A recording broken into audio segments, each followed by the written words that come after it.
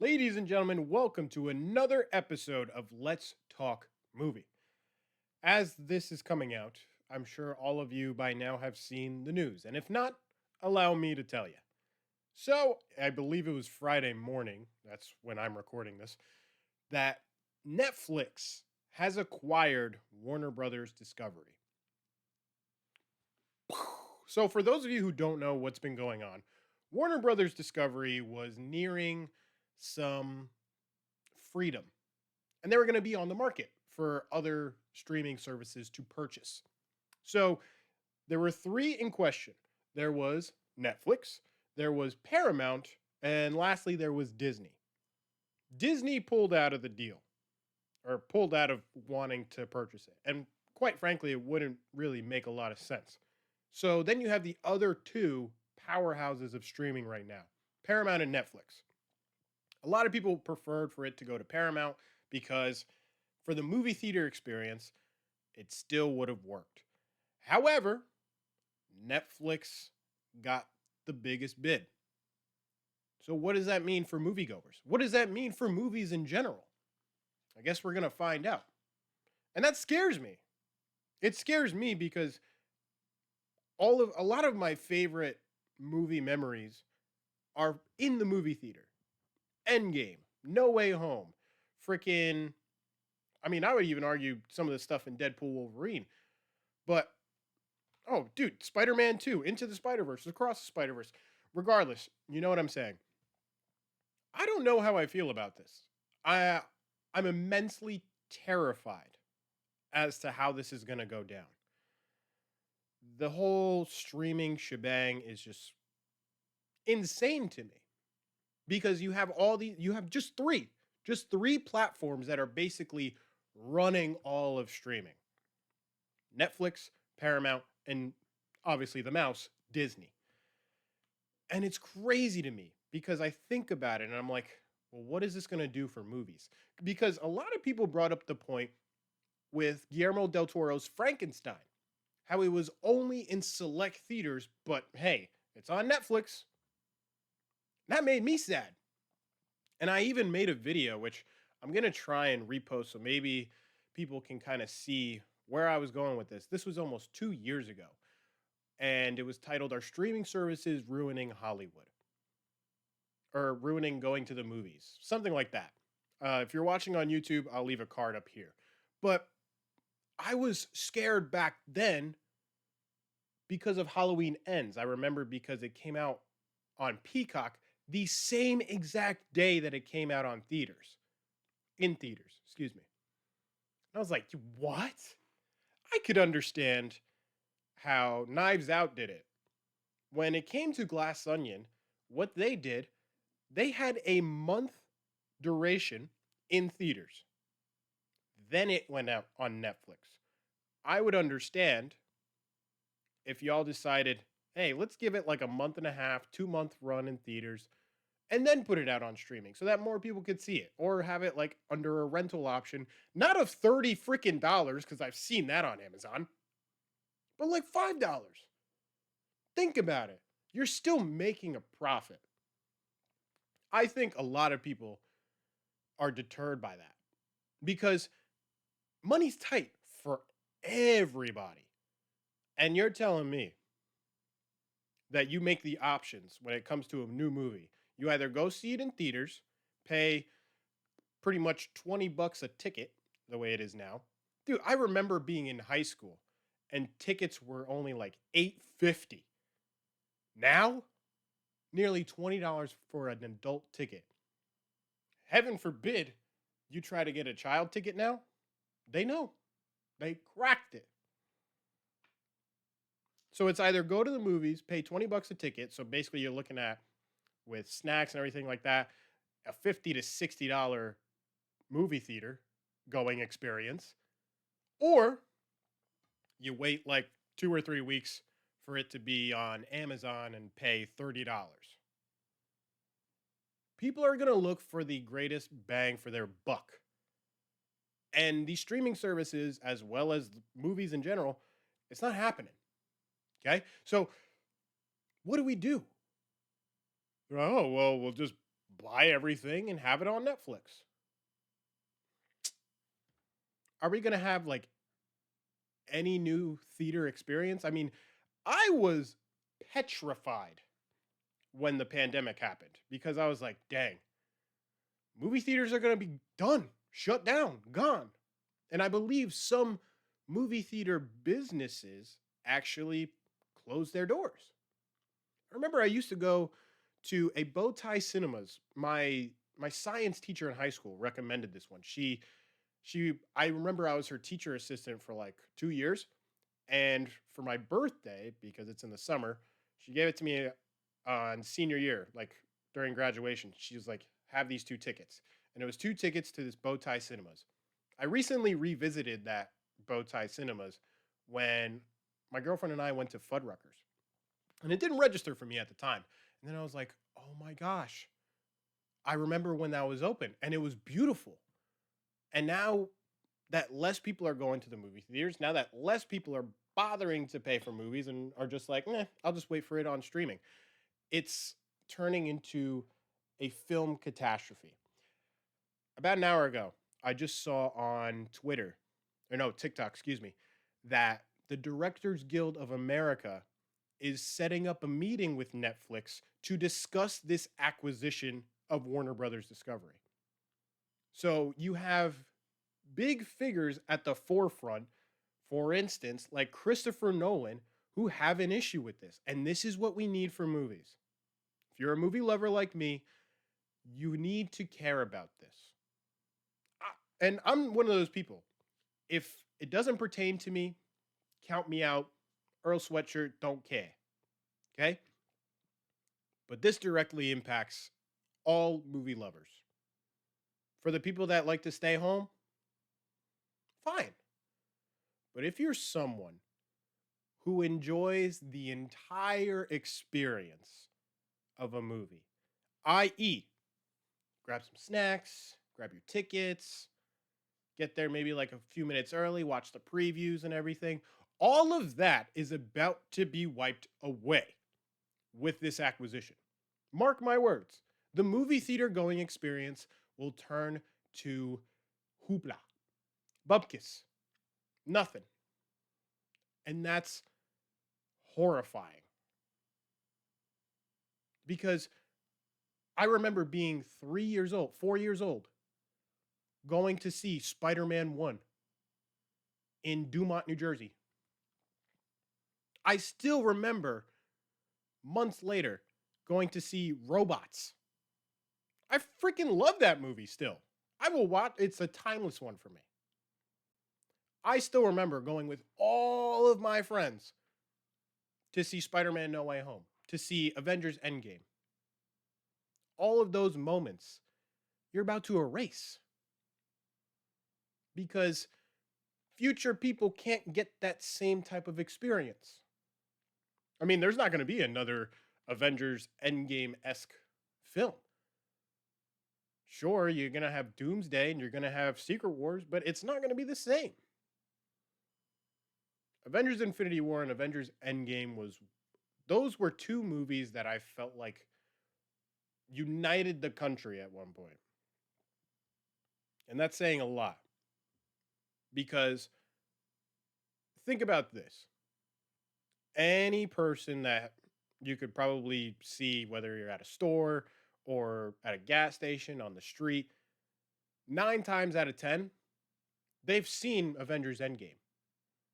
Oh, yeah, like all my friends were like, "Oh, let's go see this movie." I was like, "Oh, okay."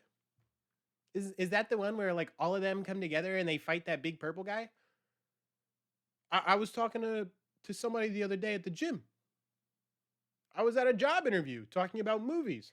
I was like, "When was the last time you went to the movie theater?" And he goes, "Oh man, it's been a while, like a long time, but I miss it." We're going to miss the movie theater experience, people. I'm telling you this right now because it hurts to it hurts to hear that. It hurts to feel that.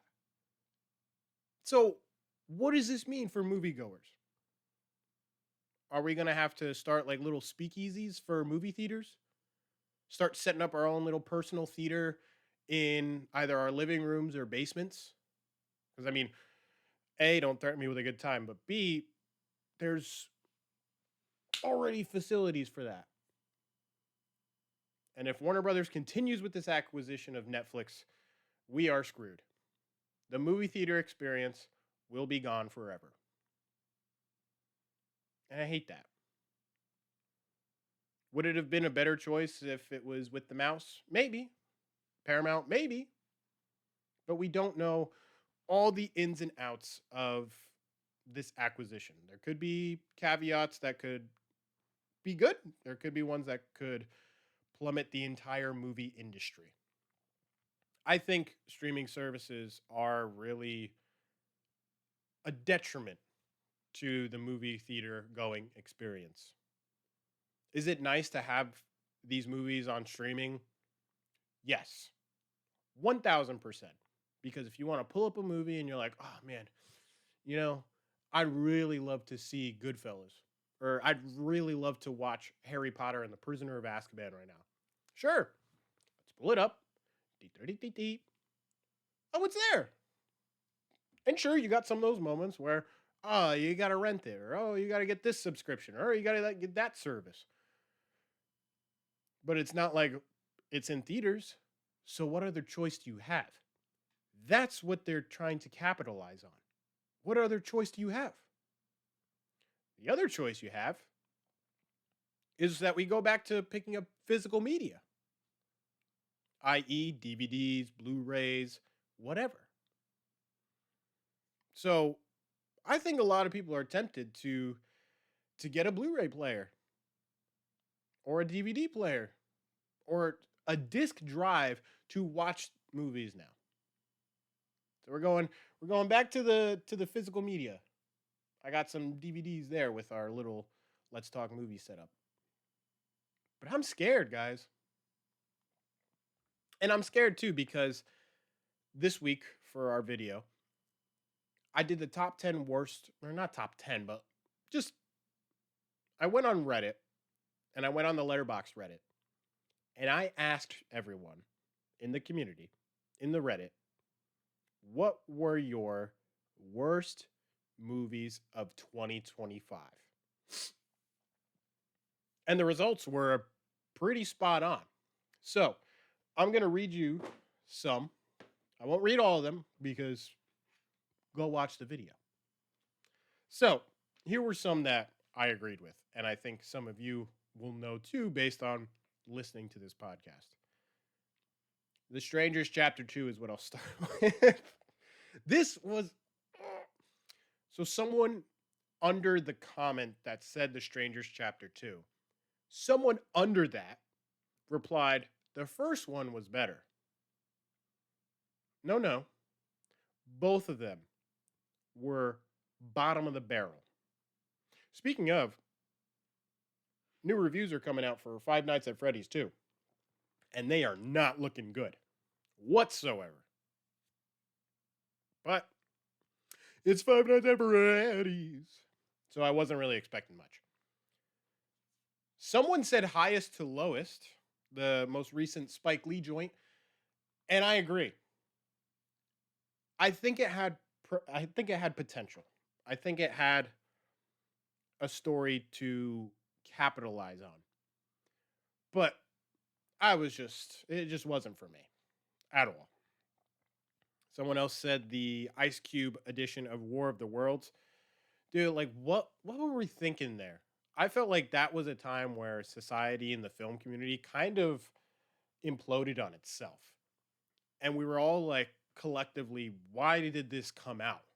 This should have been like a video that someone did as like a passion project and left it like on YouTube or Daily Motion, whatever. Because to think that money went into that, it's like garbage. And then another one I'll say is, all right, I'll do two more. Megan 2.0. So a few episodes back, maybe like episode 5 or something, I spoke about Megan 2.0. And boy, was this buns, because when you think of the premise of Megan 1, it's already pretty ridiculous. Then you go into Megan 2.0, and the studio looked at this and said, okay, how can we make this more ridiculous? And they did that. And needless to say, it was just trash.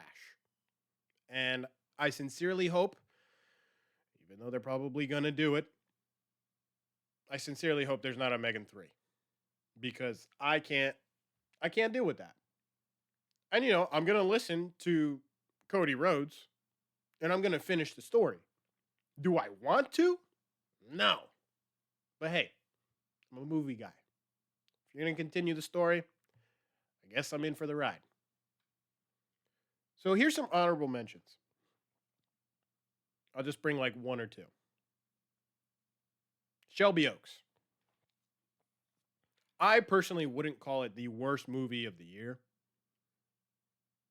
I wouldn't say it's one of the worst for me. I think I've seen a lot a lot more worse projects than this one. But I have some bias here, and I'll explain that. I like Chris Stuckman. I'm a fan of Chris Stuckman. Chris Stuckman and Jeremy Johns are what got me into movie reviews and Let's Talk Movie and all that, and just pure dedication to movies, a love for film.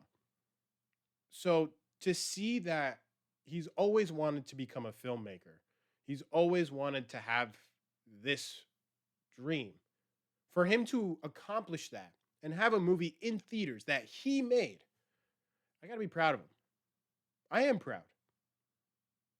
I I admire and respect his dedication, his hard work, and for doing everything he possibly can for this film. Was it for me? No. But it could be for someone else. It could be their magnum opus in their mind. And that's okay. To me, it just wasn't there. And that's fine. Everyone has an opinion. Everyone has their considerations of what they thought was the worst movie of all time.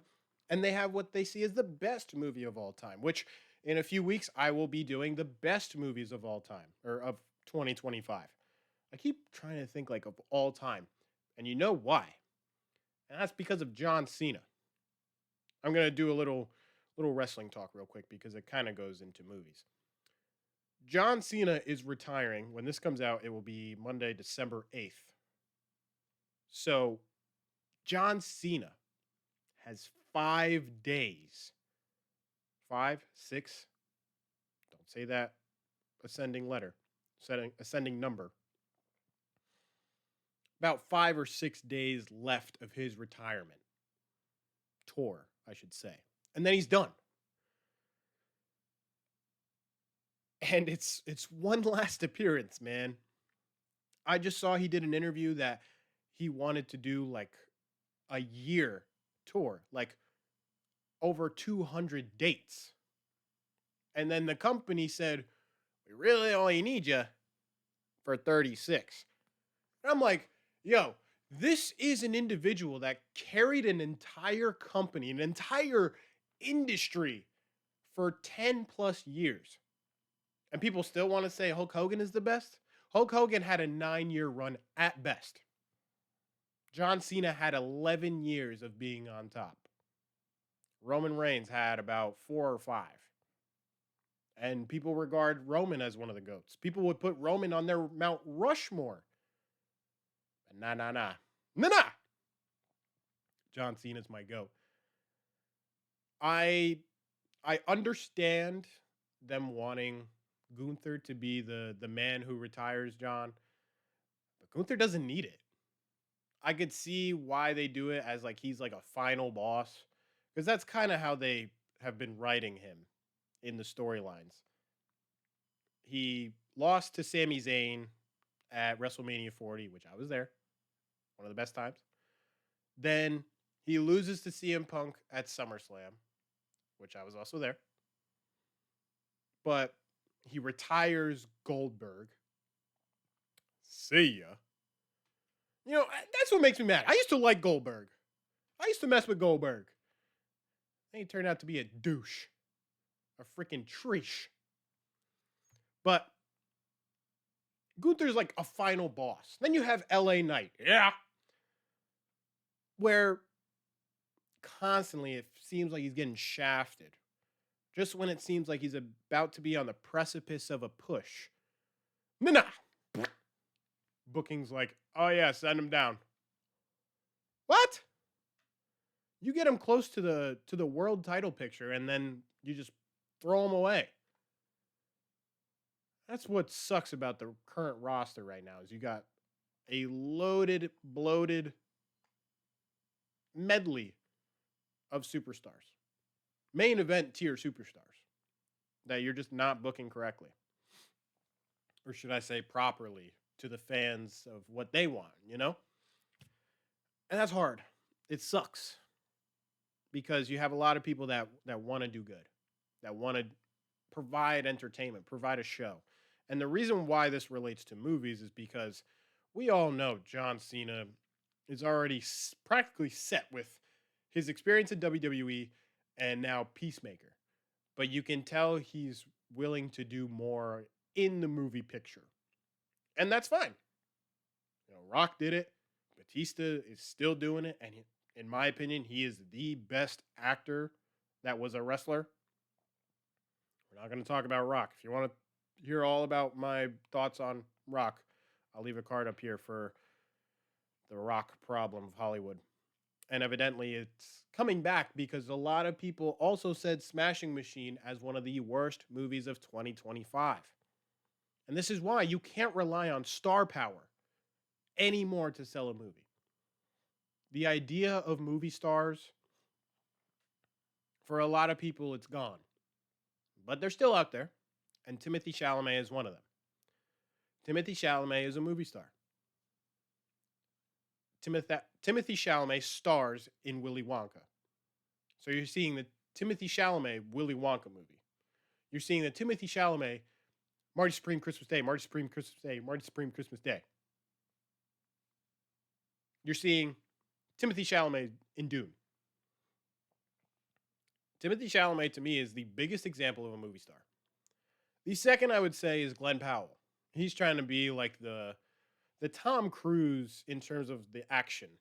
And then like a little bit of Matthew McConaughey in the rom-com area. But movie stars are very, very rare now. You had movie stars, Sly, Stallone, Arnold Schwarzenegger, Samuel L. Jackson. Give me like one more. I'd argue Gene Wilder, Leonardo DiCaprio, Robert De Niro, Al Pacino, bro. Like, the list can go on. My point is, movie stars are a fading breed. I just don't think people really book actors like that anymore. And I think it's going to be especially even worse when it gets to talking about Netflix and Warner Brothers and all these streaming services. Because guess what? By the end of the day, they're not going to be movie stars anymore. I mean, even if that's fading, they're going to be Netflix stars. So now you're going to have streaming stars. And half of that is already happening on Amazon. For example, you have people that are in these Amazon streaming series with multiple renditions, multiple different shows, movies, whatever. And that kind of annoys me because you're kind of telling me that your casting is formulaic. It's not unique. And it tells me that you're kind of prohibiting, well, maybe not prohibiting is the word, but you're almost like you're gatekeeping the opportunity for someone else to have that role that is not affiliated with 4 other Amazon shows. That's just my 2 cents with it. But hey, Amazon is a hell of a billion-dollar company. They're not going anywhere. And for right now, we just have to wait and see as to what this Netflix Warner Brothers deal is going to consist of. How's it going to go down? What's going to happen to the movie theater experience? What's going to happen to movies in general? What's going to happen to actors? Because I'm sure if movies are just going to streaming, they're going to want some percentage of those streams. You can't ask for a percentage of the film royalties. So what are you going to do? But I guess we'll have to find out in the coming weeks, months, what have you. And I sincerely am petrified for the movie theater going industry. And I think you should too. If you love movies as much as I do, this is something you need to care about. That's all for this week's episode of Let's Talk Movie. Remember, if you are on Patreon, patreon.com/Brandon Aries, you can get this up to 3 days early. If not, you can get it like everybody else on YouTube and Spotify. Soon to be Apple Music. We're still working on that. But in case I don't see you, good afternoon, good evening, and good night. Peace.